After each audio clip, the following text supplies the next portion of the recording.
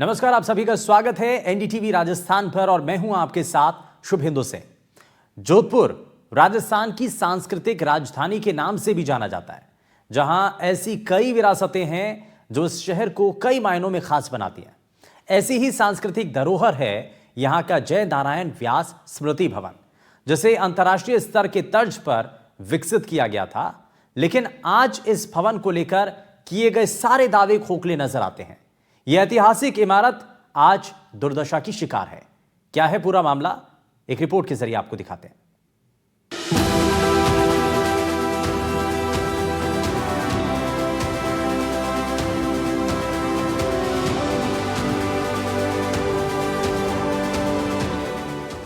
जोधपुर न सिर्फ अपने ऐतिहासिक धरोहरों के रूप में पहचाना जाता है, बल्कि राजस्थान की कई सांस्कृतिक विरासतों को भी संजोए हुए है।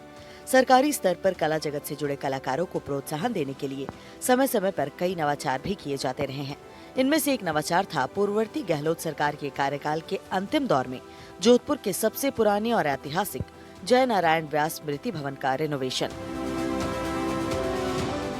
इसे रेनोवेट करने के लिए करीब 11 करोड़ 50 लाख से भी ज्यादा रुपए खर्च करके इसे नए स्वरूप में तैयार किया गया था, जिसका उद्देश्य न सिर्फ कला जगत से जुड़ी शख्सियतों को प्रोत्साहन देना था, बल्कि संगीत, वाद्य गायन और नृत्य कला से जुड़ी नई उभरती जनरेशन को भी प्रोत्साहन देना था।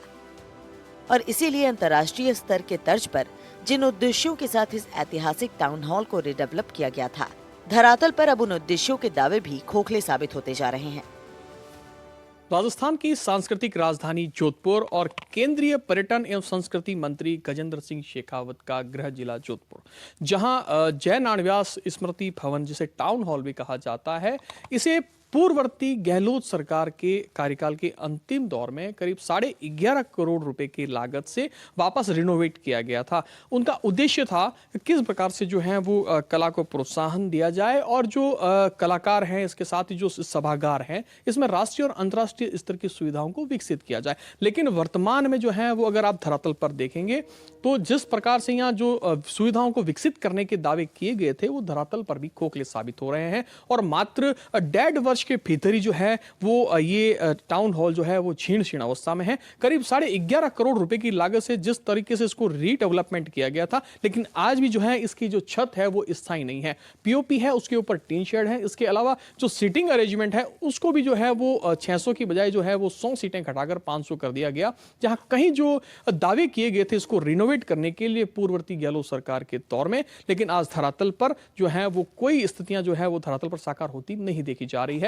वही जो थिएटर कलाकार है, उनको लेकर भी जो पूर्व में यहाँ सुविधाएं विकसित की गई थी, अब वो भी जो है वो दर-दर की ठोकरें खाने पर मजबूर हो पा रहे हैं। जहां आप मेरे पीछे देख सकते हैं, जिस प्रकार से जो ये दूर से इतना सुंदर जो जय नारायण व्यास स्मृति भवन टाउन हॉल जितना सुंदर दिख रहा है, वहीं जहां यहाँ सीटिंग अरेंजमेंट है, अगर आपातकालीन स्थितियां होती है तो निकलने के लिए भी जो है वो प्रवेश द्वार की जो स्थान है वहां पर भी सीटिंग लगा दी गई है। और जो अव्यवस्थाएं देखी जा रही है, जो लगाए गए थे, जो एसीपी सीट्स लगाई गई हैं, वो भी अब जो है मात्र 1.5 वर्ष में ही जो है वो टूट रहे हैं, उकर रहे हैं। इसके अलावा करीब 2 करोड़ रुपए की इस लागत से जो है वो लाइट्स भी लगाई गई थी, वो भी जो है अपने पूरे क्राइटेरिया को जो है वो फॉलो नहीं कर पा रहे हैं।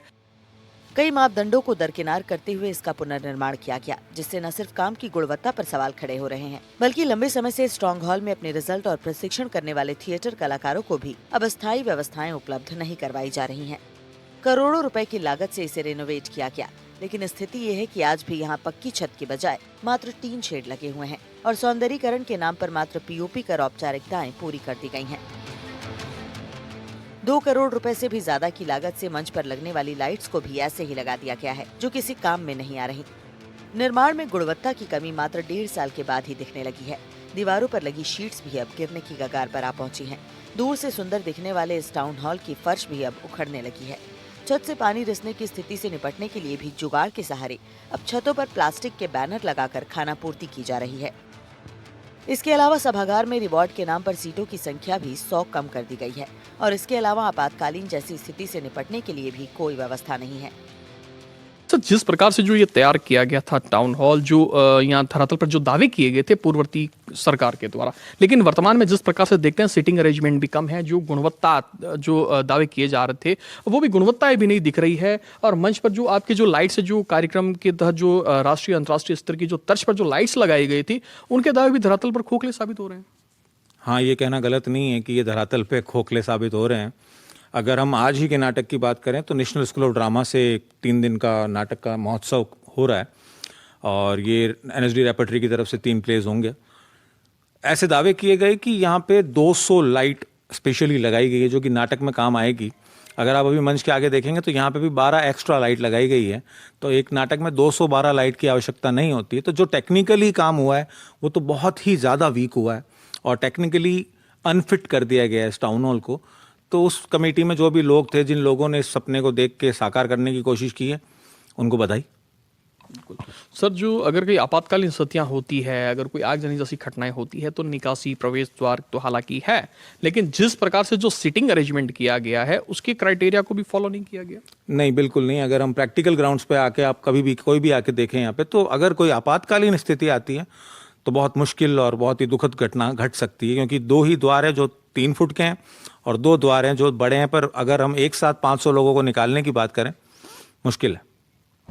तो क्योंकि आप थिएटर आर्टिस्ट भी हैं, तो थिएटर कला जो आर्टिस्ट हैं उनके लिए जो पहले जो व्यवस्थाएं थी यहाँ पे, उनके लिए जो है रिहर्सल के लिए भी व्यवस्थाएं, जो है स्थान भी उनको आवंटित किया गया था। जब से रिनोवेट हुआ उसके बाद में कितने थिएटर आर्टिस्ट जो हैं उनको यहाँ पर स्थायी व्यवस्थाएं दी गई है?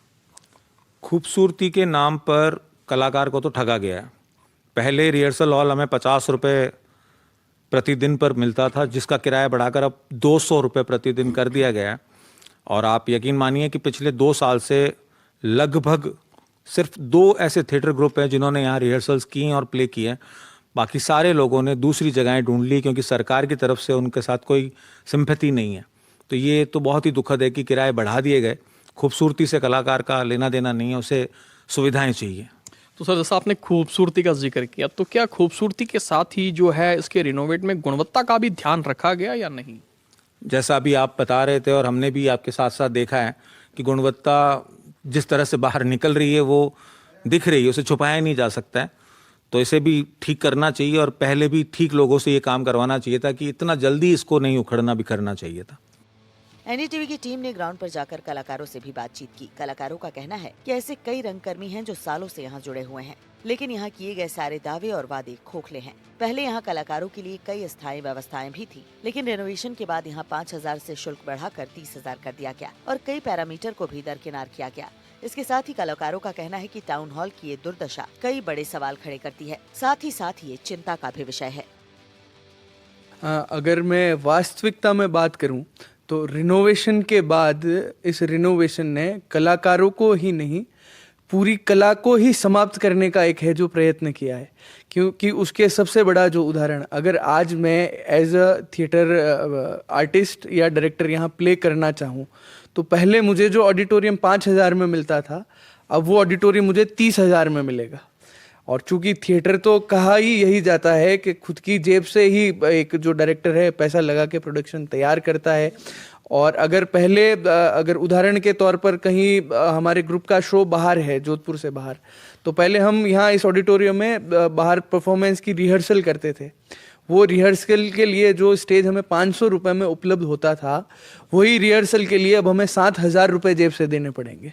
तो एक तरफ तो जो है खोखले दावे कर रही है पूर्ववर्ती सरकार के, इतने करोड़ों का बजट कलाकारों के लिए, और जो शाम के समय टाउन हॉल है वो यहाँ अलग अलग ग्रुपों से गुलजार रहता था। कभी किस कोने में कोई ग्रुप रिहर्सल कर रहा है, इस कोने में कोई ग्रुप रिहर्सल कर रहा है, वो स्पेस वहाँ पे है।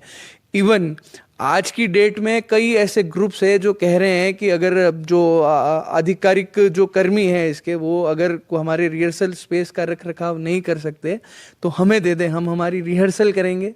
चूँकि हमारे लिए हमारी पूजा का स्थल है वो, हम वहाँ झाड़ू लगा देंगे, हम वहाँ पोछा लगा देंगे। तो उस तक के स्तर पर भी कलाकार जाने के लिए तैयार है। पर किराए ऐसे बढ़े, अब रिहर्सल का किराया जो पहले 50 रुपये था उसके लिए अब हमें 200 रुपये देने पड़ेंगे। कई ऐसे छोटे छोटे दाव पेच में उलझा के बेसिकली कलाकारों की जो कला है उसको कहीं ना कहीं इस टाउन हॉल को जैसे बंद पड़ा है, वैसे ही कलाकारों की भावनाओं को भी इस ऑडिटोरियम में एक तरह से बंद कर दिया गया है।